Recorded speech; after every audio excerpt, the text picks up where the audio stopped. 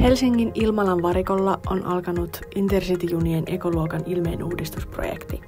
Nyt päästään näkemään, mitä kaikkea Intercity-vaunuissa tapahtuu tämän ilmeenuudistuksen aikana ja miten tästä päädytään tähän.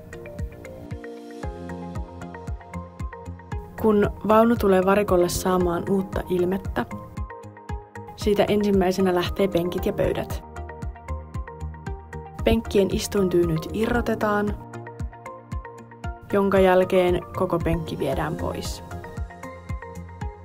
Kun vaunussa ei ole enää kalusteita, on lattian vuoro.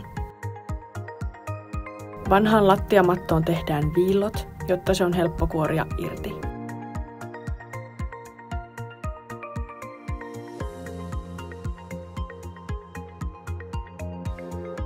Pienimmät palat voi irrottaa käsin.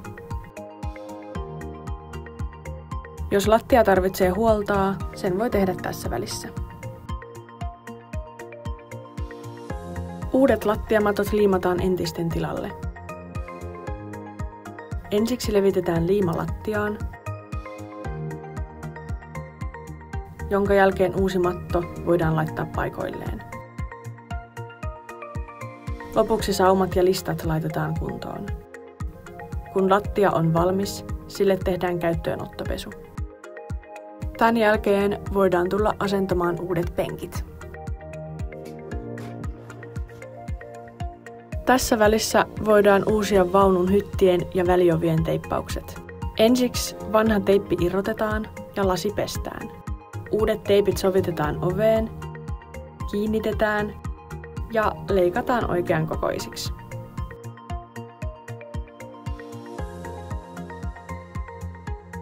Vaunuun tehdään myös pieniä sähkötöitä ja muun muassa vanhojen valojen tilalle vaihdetaan LED-lamput. Kun lattia on kuosissa, penkit asennettu,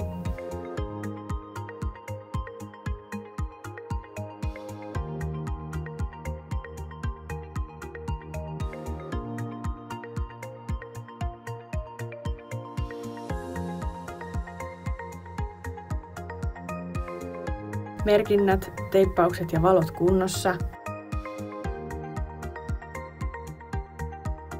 sekä kaikki muukin miten pitää. Vaunulle suoritetaan vielä lopputarkastus,